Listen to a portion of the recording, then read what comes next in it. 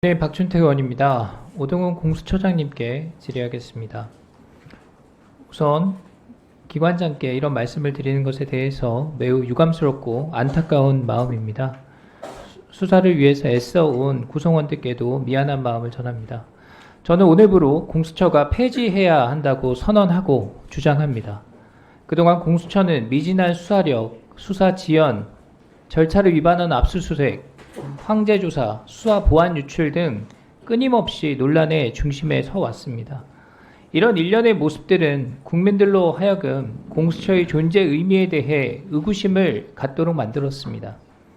그리고 이제는 공수처 탄생을 주도한 야당마저도 공수처 수사를 배제하고 특검을 추진해야 한다면서 각종 특검 법안을 쏟아내고 있습니다. 저는 이번 국정감사를 준비하면서 그동안 공수처가 해온 일들을 객관적으로 검증해 보려고 애썼고 그 결과 폐지가 답이라는 결론을 내리게 됐습니다. 자료를 보면서 말씀드리겠습니다. 첫 번째 수사 실적입니다. 작년에 총 2,400건의 사건이 접수됐는데 공소 제기가 0건, 지난해 기소 실적이 제로입니다. 다음 장.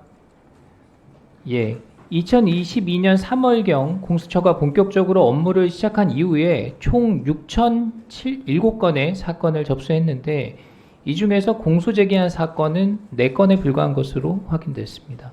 기소율을 수치로 표현하는 게 좀 멋쩍습니다만 0.07%입니다. 자, 두 번째 이유.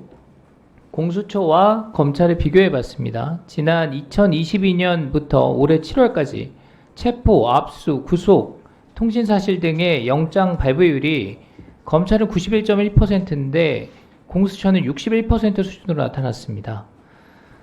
자, 영장 발부율이 무조건 높다고 좋은 건 아닙니다. 검찰이나 법원이 영장 자판기다 이런 비판이 일각에서 있었던 것도 제가 알고 있습니다.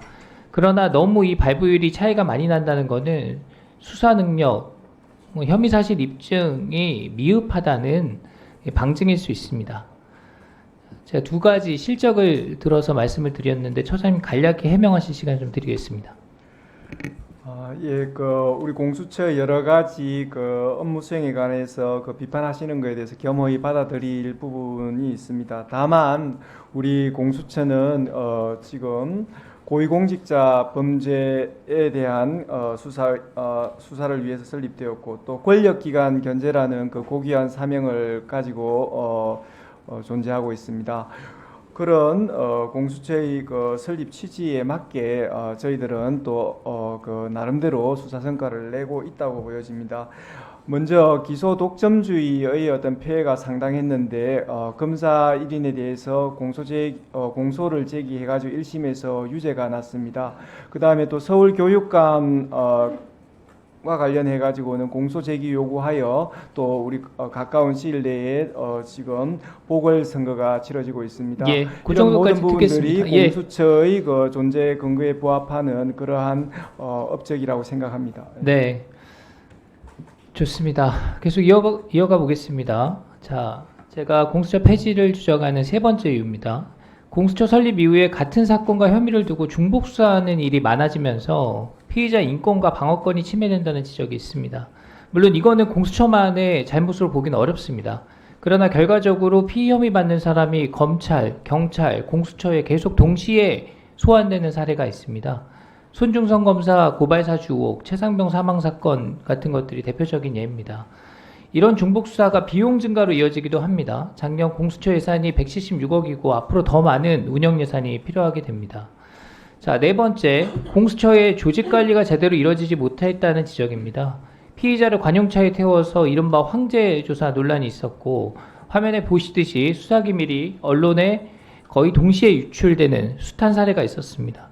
공수처 설치의 배경을 되짚어 보면 고위공직자에 대한 수사를 할 때마다 특검법 제정에서 하다 보니까 정쟁에 따른 정치적 소모가 너무 많다는 그런 문제인식에서 출발했었습니다.